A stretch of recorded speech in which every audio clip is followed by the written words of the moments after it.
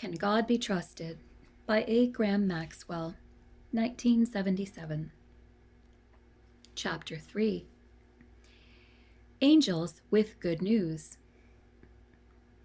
More than 1900 years have passed since Jesus asked his followers to take the gospel to all the world. When that is done, he said, then the end will come. Matthew 24:14. The truth that the Son of God had come to reveal was not to be guarded as a secret known only by a privileged few. Some of the most popular religions in Jesus' day, known as the mysteries, were built around sacred information disclosed only to those who had passed through special rites of initiation. But gospel means good news, and as such, it was to be publicly made known. Jesus directed that it be given the widest possible circulation, even as far as the end of the earth. Acts 1, verse 8. To all nations, Matthew 28:19. To the whole creation, Mark 16:15. As far as Satan's lies had gone, so should go the truth. The small band of Christian believers set out confidently to fulfill this immense assignment. They even expected to complete it in a very short time. Had not Jesus indicated that he would be coming back soon? Had he not warned them to be constantly on the watch, lest they be unprepared for his return and he catch them by surprise? Some believers in Thessalonica even stopped working in the mistaken belief that the end had already come. Paul had to inform them that there were still some important events yet to take place before Christ would return. 2 Thessalonians 2, verses 1 to 12, and 3, verses 6 to 13. But a whole generation passed, and still the Lord had not come. Now only John was left of the original 12 apostles, and he was imprisoned on the lonely Isle of Patmos. Had something gone wrong? The good news had been well received by many, but it had also provoked serious and sometimes violent opposition. Many Christians had even been killed by the very people they were trying to help. But, much more seriously, some believers were beginning to doubt the truthfulness of the good news that they had been trying to spread. Some were now even denying that the Son of God had really come in human form to bring the truth about his Father. 2 John 7. At this critical moment, God sent another message of encouragement and explanation. To the elderly prisoner on the Isle of Patmos, he sent the information recorded in the last book of the New Testament. John described it as the revelation of Jesus Christ, which God gave him to show to his servants what must soon take place. Revelation 1, verse 1. This message advised Christians to take a larger view of life than just the difficulties of the moment. The individual believer must understand that he has become actively involved in the great controversy between Christ and Satan, a conflict that involves the whole universe. For the first time in the Bible, mention is made of the war long ago up in heaven and the extent of Satan's influence among the angels. See Revelation 12. The Christian must learn to view his special mission in the light of this great struggle. Then, when it may seem that the work of spreading the gospel is doomed to failure and the second coming of Christ is indefinitely delayed, he will remember the great controversy and all that God has accomplished so far. He will remember how through the ages God has worked so patiently to reveal the truth about himself, and he is still working just as patiently now to win the human race.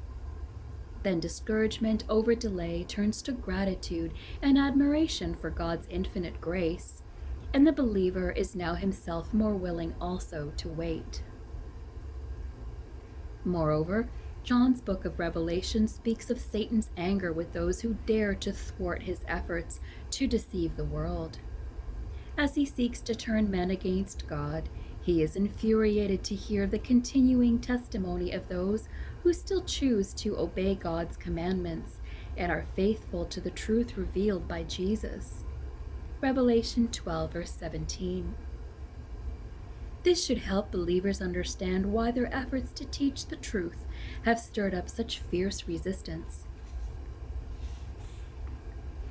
Then, looking into the future, Revelation 13 foretells Satan's last supreme attempt by means of deception, miracle, and force to silence the truth and establish himself as God. So severe is the struggle that John interrupts his description to say, "This calls for endurance and faith on the part of God's people." Revelation 13:10. In chapter 14, the apostle goes on to describe this company of God's people as still resisting Satan's lies right up until the end. It is particularly mentioned of them that in their mouth no lie was found. Revelation 14, verse 5. Even at the risk of life, they refuse to join the world in turning from the God of truth to worship the one Christ has called the Father of lies. John 8:44. Instead, they persist in keeping God's commands and remaining loyal to Jesus. Revelation 14, verse 12. As the contest moves on towards its climax, God's loyal people are not just passively waiting for their Lord's promised return. They will not allow the enemy to win the world by default. Instead, they redouble their efforts to complete their original commission to spread the truth to every corner of the earth. Again, in the symbolic language of the book of Revelation, John writes of seeing his last great effort to spread the gospel as represented by angels bringing urgent messages from heaven. In chapter 14, he particularly mentions 3. The first of these John saw flying high in the air with an eternal message of good news to announce to the peoples of the earth, to every race, tribe, language, and nation.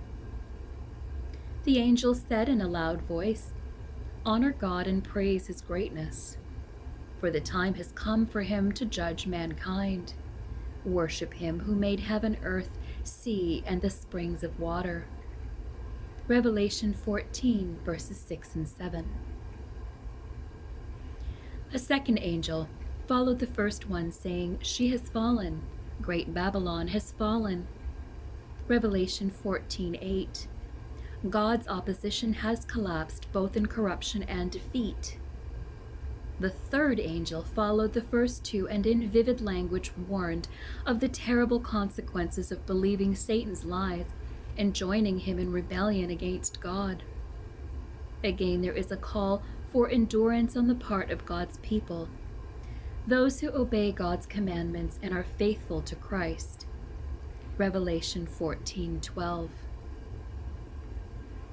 These 3 messages, in the setting in which they are given, seem to sum up God's last message of invitation and warning to our world.